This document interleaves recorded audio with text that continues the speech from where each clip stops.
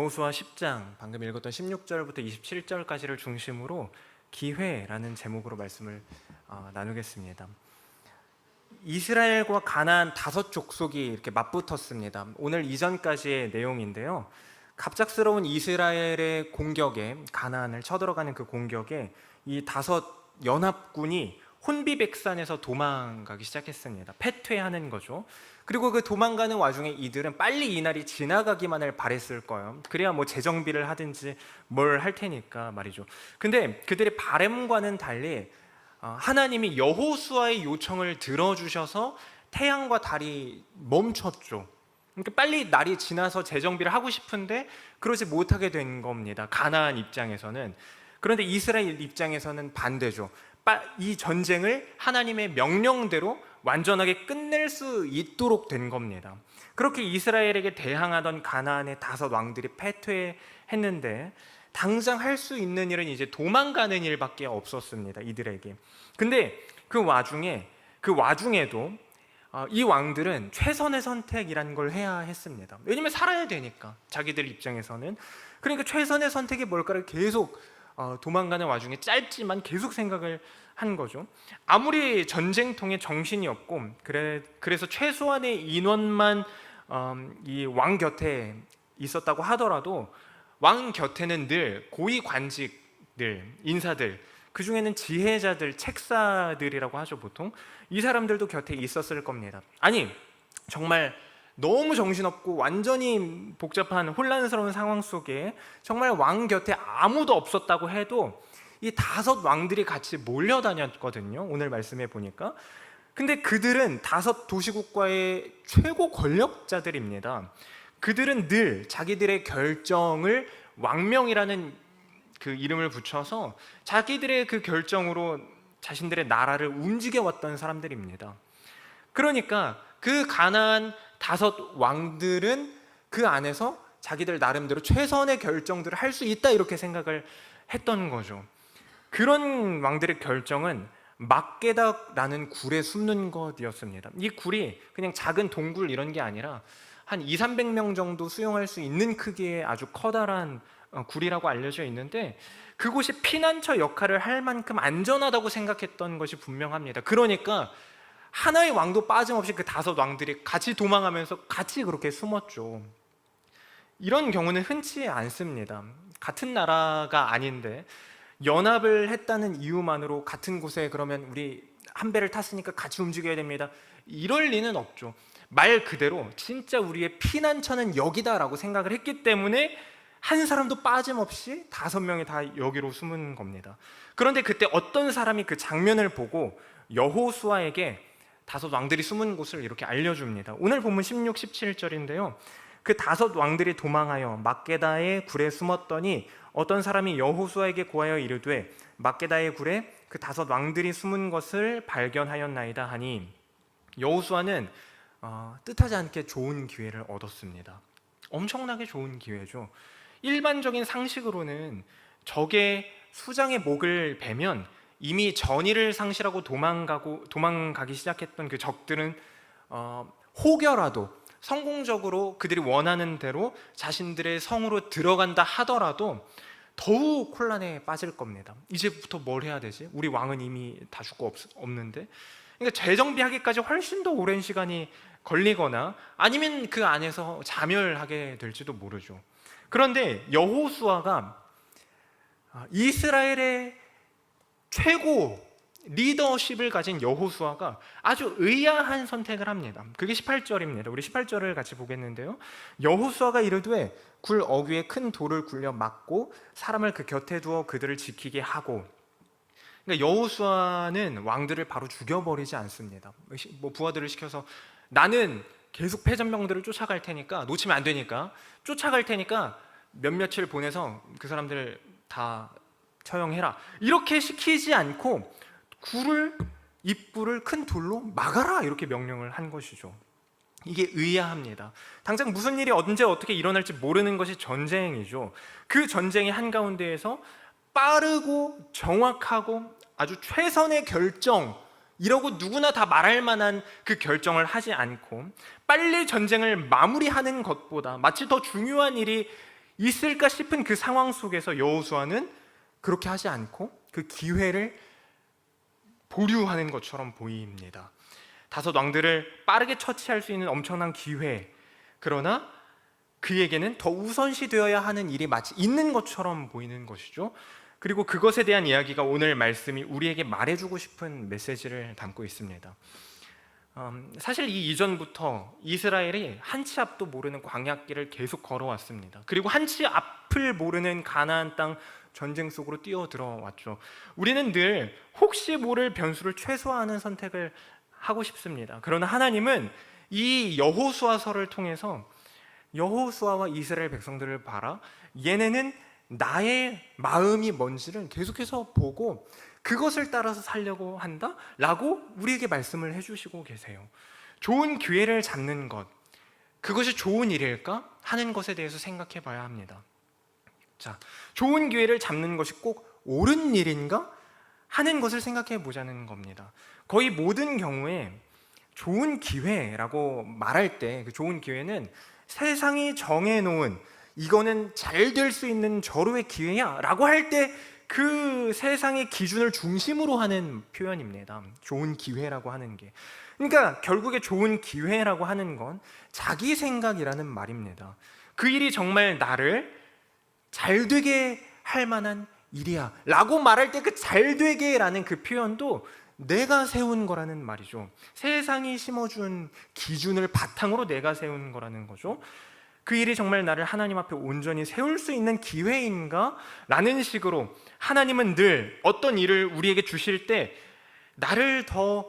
하나님 나를 더 믿을 기회로 이걸 삼아봐 라고 하시기를 원하시지만 우리는 당장 눈앞의 것들을 놓치지 않으려고 때로는 하나님의 마음을 다 놓쳐버린다는 말입니다. 그러나 여호수아는 정확히 알았습니다. 이건 좋은 기회인데, 그래서 빠르고 쉽게 전쟁을 끝내버릴 수 있는 기회인데가 아니라 이건 하나님이 누구신지, 하나님의 대적들이 어떻게 되는지를 보이고 가르쳐줄 좋은 기회라는 것을 알았습니다. 다른 의미의 좋은 기회죠. 그래서 왕들을 제거하는 일을 그렇게 조급하게 처리하기보다는 그 입구를 막아놓고 도망치는 적군을 쫓게 합니다. 그러면서 하나님이 그들을 우리 손에 넘기셨다는 메시지를 다시 한번 백성들, 그 군인들에게 전하죠. 19절, 20절입니다. 21절까지 우리 같이 볼 텐데, 너희는 지체하지 말고 너희의 대적의 뒤를 따라가 그 후군을 쳐서 그들이 자기들의 성읍에 들어가지 못하게 하라. 너희 하나님 여호와께서 그들을 너희 손에 넘겨주셨느니라 하고, 여호수아와 이스라엘 자손이 그들을 크게 살육하여 거리 멸하였고 그 남은 몇 사람은 견고한 성들로 들어간 고로 모든 백성이 평안히 막게다 진영으로 돌아와 여호수아에게 이르렀더니 혀를 놀려 이스라엘 자손을 대적하는 자가 없었더라. 그러니까 몇 명이나 성으로 들어갔고 뭐 잔당들이 얼마나 있고 이런 건 사실 하나도 중요하지 않습니다. 전쟁을 통해서 이스라엘 백성들 그리고 가나안 백성들도 배웠거든요. 아무리 견고한 성이라고 하더라도 아이성, 여리고성, 그 어떤 성이라도 그들을 지켜줄 수 없다는 것을 알았습니다. 그래서 빨리 도망가는 적군을 쳐서 성에 들어가지 못하게 하라라고 여호수아가 명령을 하잖아요. 굴을 막아놓고. 근데 이 명령은 그냥 성에 들어가 버리면, 이 패잔병들이 들어가 버리면 점령하기 너무 힘들어지니까, 그러니까 할 수 있을 때 빨리빨리 끝내자라는 식의 명령이라기보다는 그런 게 아닙니다. 그게 일반적인 상식이라면 여호수아가 가지고 있던 그 의도는 이겁니다. 하나님이 명하신 전쟁을 치르는데 주저할 필요 없다. 우리 이미 배웠고 알고 있지 않느냐? 지금까지 그랬던 것처럼 담대하라 라는 메시지를 그저 담고 있을 뿐인 겁니다. 그렇게 이스라엘 백성들은 평안히, 21절이죠. 평안이라는 말은 상한 자가 하나도 없다라는 의미거든요. 상한 자가 없이 완전한 승리를 거둬서 막게다 그 굴 막았던 그곳 진영으로 돌아옵니다. 이 모든 일이 일어나는 동안 감히 혀를 놀려 대적하는 자가 없었다 이렇게 되어 있죠. 그 이하 구절들은 그렇게 할 일을 다 마치고 다시 막게다굴로 돌아와서 이제 그 가둬놨던 다섯 왕들을 처리하는 과정을 보여줍니다. 여호수아가 왜 쉽게 일을 처리하지 않고 기다리는 선택을 했는지가 여기에 나오는 거예요. 우리가 23절, 24절을 한 목소리로 읽겠습니다. 시작. 그들이 그대로 하여 그 다섯 왕들 곧 예루살렘 왕과 헤브론 왕과 야르뭇 왕과 라기스 왕과 에글론 왕을 굴에서 그에게로 끌어내니라. 그 왕들을 여호수아에게로 끌어내매 여호수아가 이스라엘 모든 사람을 부르고 자기와 함께 갔던 지휘관들에게 이르되 가까이 와서 이 왕들의 목을 발로 밟으라 하매 그들이 가까이 가서 그들의 목을 밟으매. 그들의 목을 밟으라 이렇게 말을 하죠. 굳이 이렇게 수치심을 줘야 할까요? 이런 생각이 듭니다. 이렇게 해야 되나? 근데 이건 그냥 수치스럽게 하려고 그러는 게 아닙니다. 적장의 목을 밟는 이 행위, 오늘 이스라엘 지휘관들이 하고 있는 이 행위는 고대 근동의 그 팽배한 전쟁의 풍속입니다. 하나의 풍속. 그러니까 대체로 승전국, 그러니까 전쟁에서 이긴 나라의 최고 장수, 최고로 높은 장수가 자신의 영광과 명예를 드높이기 위해서 적군의 최고 장수의 목을 그렇게 밟는 것이 풍습이었다는 거예요. 자기를 드높이고 우리가 이겼다라는 걸 확고하게 하기 위한 것이 목적이라는 것이죠. 그러나 여호수아는 그런 의도가 아니었습니다. 여기만 봐도 오늘 본문만 봐도 자기 자신이 밟지 않거든요. 24절처럼 지휘관들에게 밟게끔 합니다. 그러니까 이 일을 5명이니까 5명 혼자 다 밟을 수 없어서 지휘관들에게 시켰다, 이게 아니고 지휘관들과 백성들에게 또 가나안 족속들과 세상에게 25절을 알려주기 위함인 겁니다. 25절 우리가 한 목소리로 읽겠습니다. 시작. 여호수아가 그들에게 이르되 두려워하지 말며 놀라지 말고 강하고 담대하라. 너희가 맞서서 싸우는 모든 대적에게 여호와께서 다 이와 같이 하시리라 하고, 대적들은 자기들이 사실 가나안 족속도 다 그렇게 승리하면 밟고 무너뜨리고 매달고 죽이고 이렇게 하는데, 대적들이 자기들이 그동안 해왔던 그 방식, 그들이 또 늘상 원해온 승리를 원해오고 뭔가를 쟁취하길 원해왔던 그 모든 방식으로 똑같이 수치를 당하고 죽임을 당하게 되죠. 오늘 본문의 이 이야기 후에. 그래서 23절의 왕들이 그 모든 일을 똑같이 당하는 것을 보면서 지휘관들이 다시 한번 마음에 새기는 겁니다. 저들이 쫓았던 그 가치라고 하는 것들은 결국의 끝은 이렇게 마무리되는구나 라는 것을 알게 된다는 거예요. 23절에 왕들의 이름이 쭉 나오죠. 5명의 왕들, 누구 이렇게 쭉 나오는데 23절에 나오죠. 예루살렘 왕과 헤브론 왕과, 이름은 나오지 않는데 이게 쭉 나오는데 이들이 이렇게 들리는 거예요. 그래서 하나님을 등지고 세상의 가치들, 돈과 명예와 권력과 안정과 하나님 없는 쾌락에 이름을 쫓던 이들을 끌어내라. 그 어떤 것도 그들을 구원하지 못했음을 보라 라는 말처럼 들리는 겁니다. 그렇게 5 왕들은 죽습니다.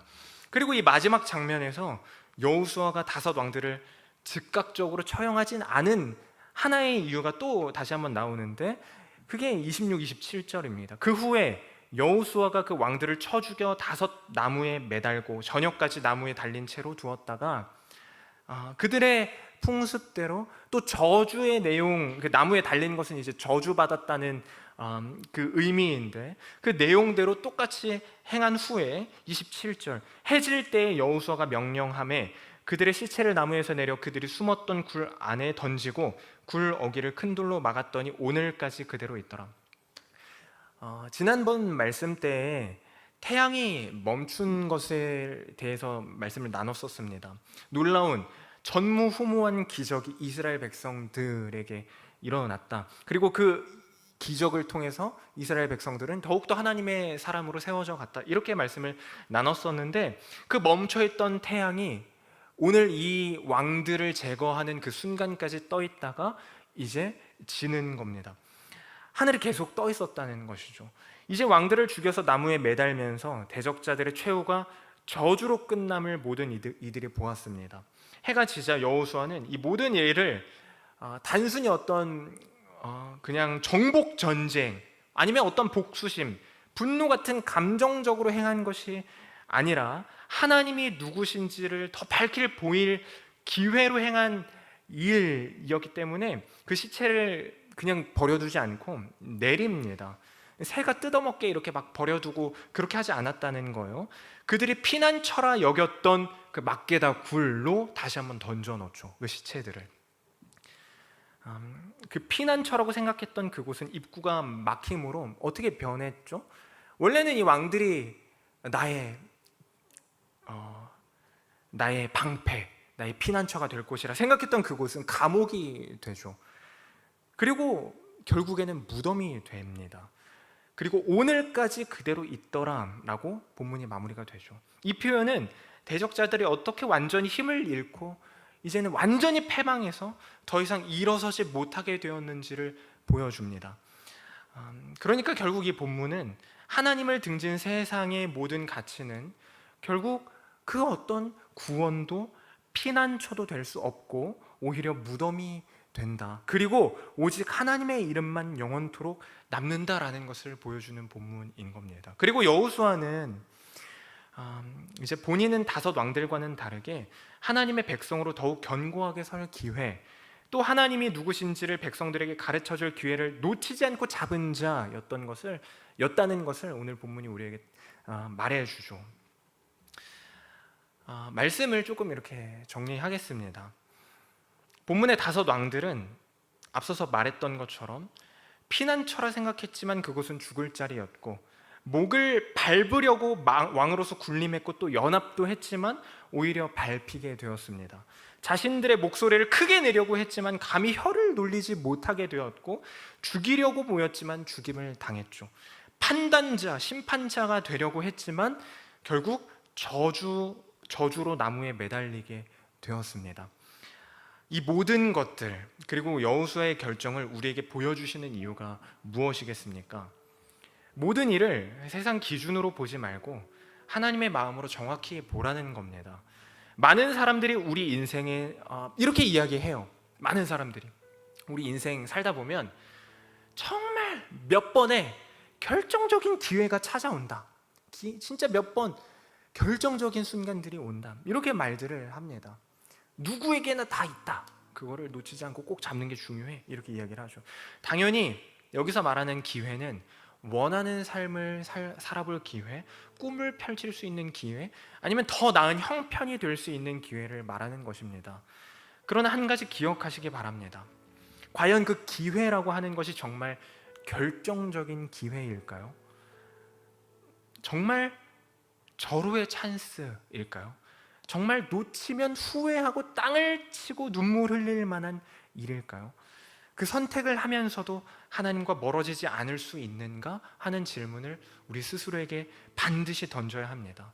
하나님은 내게 무엇을 말씀하시는지 하는 묵상이나 고민 없이 그저 기회, 눈앞에 있는 어떤 것을 잡아채기 바쁜 모습을 보이는 순간 우리는 오히려 넘어지고 그것 때문에 무너지게 될 겁니다. 잘된 것 때문에 오히려 믿음이 사가지고 계속 넘어지게 되는 것이죠. 사랑하는 성도 여러분, 우리는 이미 수도 없이 많은 기회를 얻어왔습니다. 언제요? 물론 떠오르는 수많은 일들이 있을 수 있죠. 그래서 이런 생각도 하는 것 같아요. 그때로 돌아가게 된다면 이렇게 했을 텐데, 이런 거죠. 시간이라는 기회, 이렇게 말할 수도 있을 것 같아요. 근데 어떤 것이든 간에 이미 수도 없이 많은 기회를 얻어왔고, 사실 앞으로도 세상 사는 동안에 계속해서 기회를 얻을 겁니다. 세상 사람들이 말하는 결정적인 기회는 몇 번 안 온다 이야기하지만 아니요, 하나님을 믿는 우리에겐 계속해서 기회를 잡을 수 있는 기회를 얻을 순간들이 있을 겁니다. 여기서 말하는 기회는 더 형편이 나아질 기회가 아니라 더욱 하나님의 백성으로 자녀로 살아볼 기회를 말하는 것입니다. 어디에 취업을 하고 어느 대학에 가고 그 사업을 하고 안 하고를 말하는 것이 아니라는 거예요. 내가 이거 진짜 하지 말걸, 이런 게 아니라는 거예요. 어떤 거를 하고 안 하고의 문제가 아니라 모든 일을 세상의 가치로 판단하느라 정신없는 와중에 하나님의 백성으로 살 기회를 놓치고 살지 말라는 말을 하는 겁니다. 맞아요. 그거 해도 돼요. 그 안에서 하나님을 믿는 자로 세워지기만 한다면. 근데 그럴 수 없다면 하나님을 믿을 기회로 삼는 거죠. 오히려 그걸 포기하는 것을. 이해가 되십니까? 절호의 기회를 잡고도, 세상이 말하는 절호의 기회라는 것을 잡고도 하나님의 사람이 되기를 먼저 생각했던 대표적인 인물이 다윗입니다. 사울, 자기를 죽이려고 끊임없이 쫓아다니던 그 사울을 죽일 정말 몇 없을 기회, 결정적인 찬스가 있음에도 그렇게 하지 않고 그 순간을 하나님의 사람이 될 기회로 삼았죠. 오늘 본문의 여호수아도 마찬가지입니다. 쉽게 끝낼 수 있는 것, 더 깔끔할지도 모르죠. 어쩌면 그냥 간단하고, 이게 뭐 그렇게 대수요? 어차피 죽일 거 그냥 이렇게 하면 안 돼? 근데 그 모든 일들 속에서 돌아가죠. 굴을 굳이 막고 지키고 있고. 보통 영화 같은 데 보면 막 절호의 찬스 속에서 대사 치다가 도망가고 막 이렇게 하는데, 근데 그런 거 아예 변수 이런 걸 생각하지 않은 사람처럼 행동을 하잖아요, 여호수아가. 근데 이 다윗과 여호수아, 성경에 나오는 정말 많은 사람들은 바보라서 그렇게 하는 것이 아닙니다. 그 일이 왜 그들에게 주어졌는지를 깊이 묵상하고 생각하고 또 알았기 때문에 그렇게 행한 것입니다. 기회의 또 다른 이름은 하나님의 기다리심이요 사랑이라고 할 수 있습니다. 어차피 기회는 또 있다는데 뭐라고, 그래서 쉽게 생각할 수 없는 거예요. 그렇게 생각하는 것은 다음 기회 잡으면 되지, 이번에는 이렇게 말하고 이렇게 생각하는 것은 하나님의 그 사랑을 저버리고 무시하는, 그래서 그 순간을 성도로 살지 않겠다고 하는 또 하나의 무서운 선언인 겁니다. 나 이번에는 성도로 안 살 거예요 라고 말하는 거라는 거예요. 그러니까 오늘 말씀을 듣고 나누는 와중에 이렇게 볼 수 있을 것 같아요. 또 한 번의 기회가 우리에게 주어진 겁니다.